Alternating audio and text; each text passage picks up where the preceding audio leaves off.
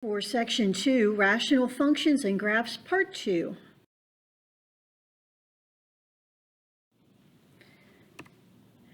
Okay, we're going to talk a little bit about asymptotes. Now, I know this looks a little scary, but let's just break it down. Let P of x and Q of x define polynomials. For the rational function defined by f of x equals P of x over Q of x written in lowest terms, and for real numbers a and b, the following are true. If the absolute value of f of x approaches infinity as x approaches a, then the line x equals a is a vertical asymptote. If f of x approaches b as the absolute value of x approaches infinity, then the line y equals b is a horizontal asymptote. Okay, this is giving you a formal mathematical definition for the vertical and the horizontal asymptotes. I'm going to make it a little bit simpler for you. In fact, we're going to use really the same definitions that we used in Algebra 2 and Algebra 3. So just hang in there for a minute. Notice that we're defining the rational function. It's a polynomial over another polynomial. All right, so let's move on and make this a little. Now, let's make this a little easier. First of all, the vertical asymptote of a rational function will occur at x values that make the denominator 0, unless you can cancel the factor producing that value. In that case, you'll have a whole but not an asymptote. In other words, if you factor the numerator and denominator and you are able to cancel one of the factors in the denominator or more, whatever factors you cancel, the x's that would have made those factors 0 will not give you asymptotes, but there will be a hole or a gap in the graph at that point. Now, on your calculator, you won't see it unless you try to trace or unless you look at the table. But there will be a hole there instead.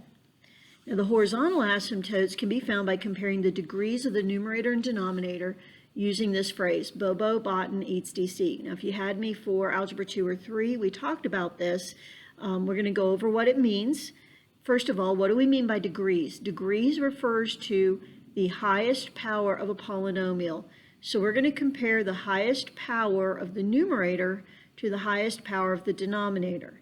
And here's what that phrase represents.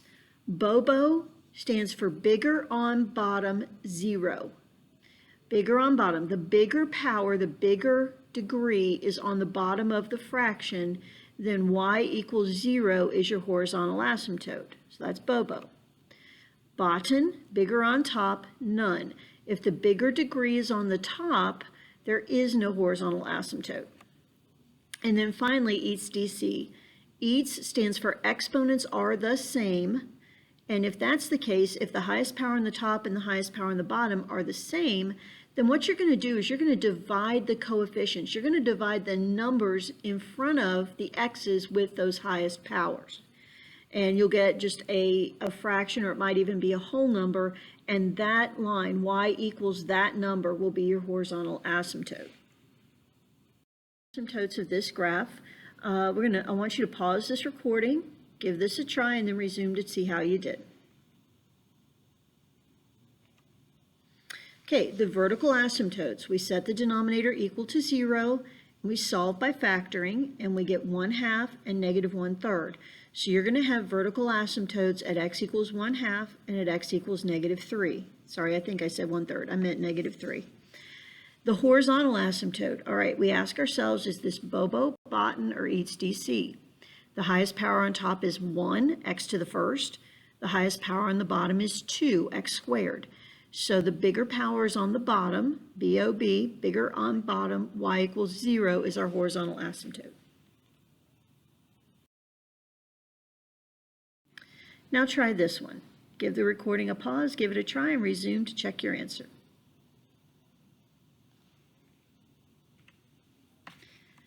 Okay, set the denominator equal to 0, and we get that x equals 3 is our vertical asymptote. Now, is this a case of Bobo, Botan, or eats DC? The highest power on top is 1. The highest power on the bottom is 1. They're both x to the first. So it's eats DC. Exponents are the same. We're going to divide coefficients. The coefficient on the top for that x is 2. The coefficient for the x on the denominator is 1. So 2 over 1, which is 2. So our horizontal asymptote is y equals 2. Okay, here's another one. Pause the recording, give it a try, and resume the recording to check your answer.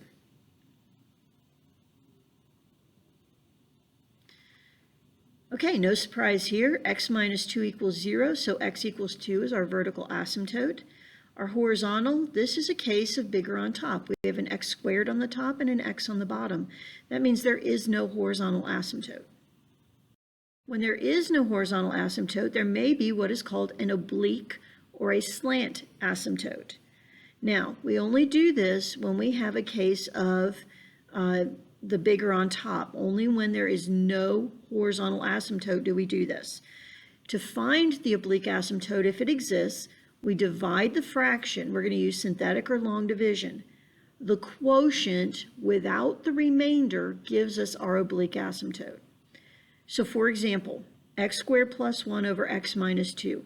If you divide this out, either using synthetic or long division, and by the way, when you try this, make sure you put in a 0 placeholder because there is no x term in the top. So you'll do x squared plus 0x plus 1. When you divide it, you get x plus 2 plus 5 over x minus 2. The x plus 2 is your oblique asymptote.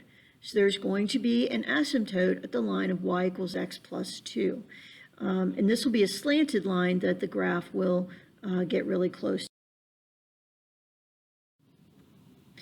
To find the asymptotes of a rational function defined by a rational expression in lowest terms, you can use the following procedures. Now, first of all, this means if you have already divided it out and you have reduced it to lowest terms first. Set the denominator equal to 0 and solve for x for your vertical asymptotes. If a is a 0 of the denominator but not the numerator, then the line x equals a is a vertical asymptote. Really, this is kind of reiterating what we've already said. Other asymptotes, we have 3 possibilities. If the numerator has lesser degree than the denominator, it's y equals 0, that's Bobo. If the numerator and denominator have the same degree, then it's, in other words, exponents are the same. We're going to divide coefficients. That's what this is saying, although it looks a little different. And then finally, if the numerator of the degree is of degree exactly 1 greater than the denominator, there may be an oblique or slant asymptote. And to find it, we're going to divide the numerator by the denominator, disregard the remainder. And that's what we just talked about. So what we just saw in these last 2 slides is kind of a summary of what we've been talking about. First of all, note that the graph of the rational function may have more than one vertical asymptote. So we may have multiple vertical asymptotes. We've already seen that. And it will not intersect them, period. End of story, will not connect with the vertical asymptotes.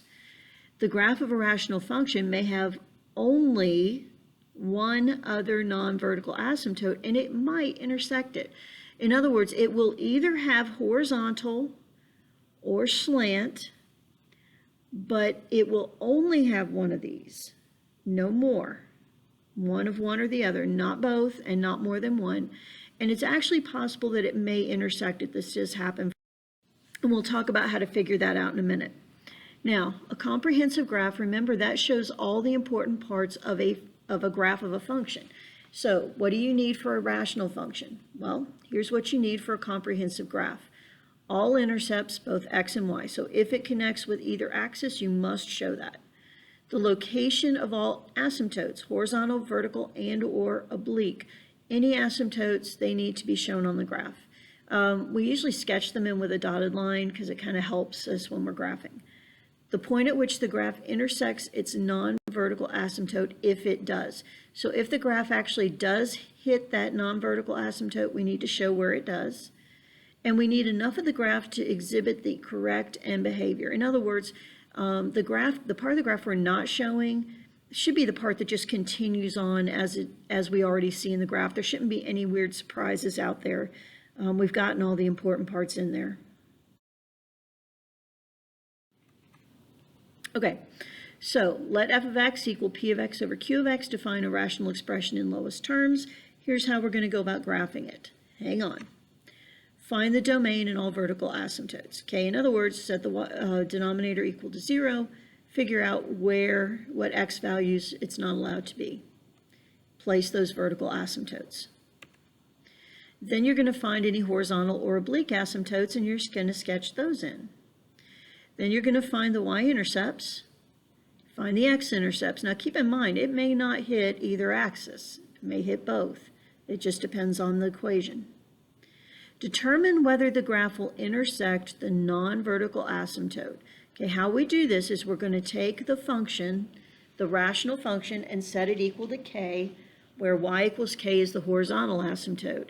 So let's say we find out that we have a horizontal asymptote at y equals 5. Well, you're going to set the fraction equal to 5, and you're going to solve and see if you get a value there. If you have an oblique asymptote, you're going to do the same thing. You'll set the equation for that oblique asymptote equal to the rational expression, and you will solve for x and see if there is an x value that works for that. And then plot a few points. Choose an x value between the vertical asymptotes and the x-intercepts. In other words, get a few points to kind of get the shape going and make sure you've got a good picture of what the graph looks like. And then finally, complete your graph. Just a little bit of a summary of behavior of graphs of rational functions as they get near to those vertical asymptotes. If your power is even, you might see something like those first two on the left there. And if it's odd, you might see something like those two on the right. And that's just to give you an idea so you don't have any surprises. You know what to expect. And this is just a reminder of how graphs can behave around x-intercepts. We've already talked about this, but we're going to see more x-intercepts, so it's good to know what the graphs might look like around them. All right, let's try an example. We're going to graph this, and let's go through the steps as we do it. Why don't you give this a try? If you want to, jot it down and then go back to the slide where we have the steps and just work your way through them. Pause the recording as you do this and resume the recording to see how you did.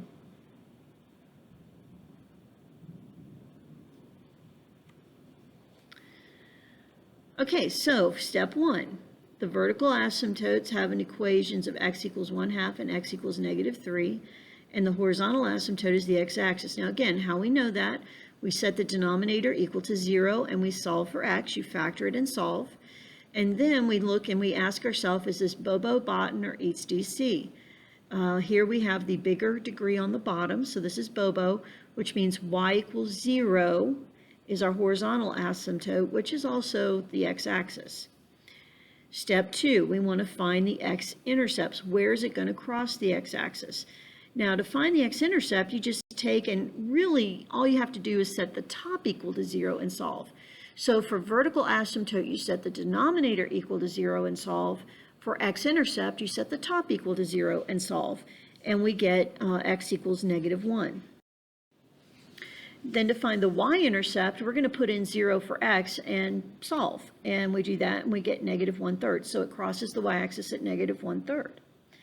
Now we're going to determine if it intersects the horizontal asymptote. So what we're going to do is our horizontal asymptote was y equals 0.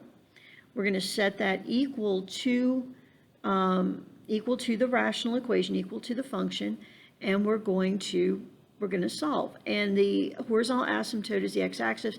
The graph actually does intersect it at -1, 0.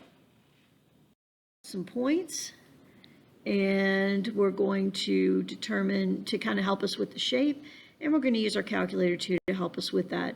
And there we have the sketch. Now you may have been wondering, well, how can it intersect an asymptote? And you'll notice we've got 3 parts to this graph. And the parts on the outside, the y-axis is an asymptote, the x-axis is an asymptote that they will not connect with, but the middle part actually does cross it. And that happens. That's why we check for that. So even though we do have one section that will cross that axis, the x-axis is still considered an asymptote. All right, let's try another one. Pause the recording, give this a try, and resume to check your answer. Okay, vertical, set the denominator equal to 0, and we get x equals 3. Horizontal, this is a case of exponents are the same. So we're going to divide 2/1 and get y equals 2. To find the x-intercept, you really just set the top equal to 0 and solve, and we get -1/2. To get the y-intercept, we put in 0 for x and solve, and we get -1/3. Then we're going to see if the graph intersects the horizontal asymptote. So we're going to set 2x plus 1 over x minus 3 equal to 2. And when we try to work that out, you'll notice we get 2x minus 6 equals 2x plus 1. And if you subtract the x's, you get -6 equals 1, which is false. So there is no solution. So the graph will not intersect the horizontal asymptote. And then finally, we choose a couple of points so that we can get the shape in pretty good shape there.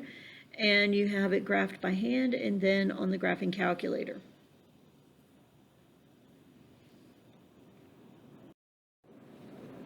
And you may be hearing the rain again because it is getting really loud in here again.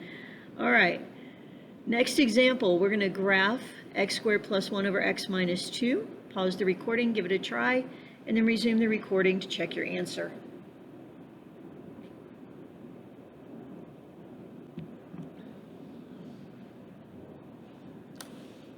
All right, so our vertical asymptote is going to be where x minus 2 equals 0, which is x equals 2. Now, this one is a case of bigger on top, which means there's no horizontal asymptote. The power on top is 1 more than the power on the bottom, so we're going to divide and see if there's an oblique asymptote. And when we divide, we get x plus 2 plus x over x minus 2. So the x plus 2 is going to be our oblique asymptote. X-intercept, what we're going to do is set the top equal to 0 and solve, but we get no real solutions. So there is no x-intercept. For a y-intercept, we're going to put in 0 in place of x, and we get -1/2. Now, does it intersect the oblique asymptote? We set the fraction equal to x plus 2, and when we solve, we get x squared plus 1 equals x squared minus 4.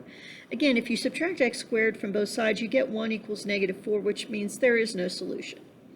And then finally, we put in all of our asymptotes and intercepts and everything, and you see right there is our graph. Okay, let's try another one. Pause the recording, give this a go, resume the recording to check your answer. Okay, the domain of the function cannot include 2. That's important, but is 2 actually an asymptote here? Well, no, it's not, because we can factor the top into x minus 2 times x plus 2, and the x minus 2's will actually cancel. So while we still can't have 2 as part of our domain, it's not actually going to be an asymptote. There's going to be a hole. There's going to be a gap where x equals 2.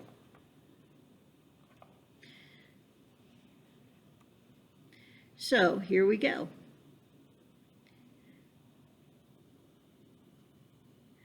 And really, because we were able to reduce it, it's just, it's the graph of the line, x plus 2. That's what you have left over when you cancel. There's just a hole. There's just a hole where x equals 2.